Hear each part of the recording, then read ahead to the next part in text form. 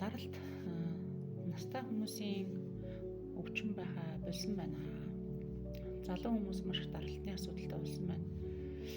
Даралтны ийм хэлбэлзэл бол маш олон шалтгаанаас үүдэлтэй. Үүний хамгийн түгээмэл хүн бүрт нөлөөлдөг шалтгаан нь чангарсан бие, чангарсан сэтгэл дээр даралт үүсгэнийг амархан байдаг. Тэгэхээр чанга бие гэдэг бол таны цусыг маш их судсан доторх гүйж байгаа цусыг одоо шаланкаар зөөрлөх юм бол ингээд хавчаад чимэгчж байгаа учраас хурдан ирсэх нь ойлгомжтой. Энэ бие чангарж байгаагийн суурь шалтгаан бол бидний бие чинь насар ухаалаг, сэтгэл зүйтэйгээ маш их холбоотой ажилладаг.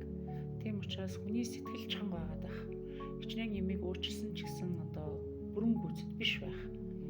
Цаанаа бол ингээ голын ингээд нэг тийм базалттай, зуралтай байх тохиолдолд бол энэ биеийн одоо хүний махан бие хангалттай чангаруулж дөнгөдөг юм аа. Тийм учраас эргээд энэ бол чанга биеийн дээр бүх судас юм чангарч орж идэг учраас ямар ч төрлийн даралтыг үүсгэх юм боломжтой болдог. Тэгэхээр хүн болгоны тухайтад одоо ажиж, дүгнэж, шинжиж болох хамгийн чухал зүйл бол миний сэтгэл зүй юу байгаа юм бэ? Миний махан бие бас хэр чанга байна вэ гэдгийг хүн бол өөрөө мэдэрч дийлэн шүү дээ, тийм ээ. Тэгэхээр өөрийнхөө биеийг сайн анзаараарай. Чанга биетэй хүн бол одоо хүйсээс ис хамаарад, нас одоо залуу байх, ахмад байхаас ис хамаарад ингээд маш олон хүмүүсийг хамарч байна. Олноороо даралттай байдаг болсон байна.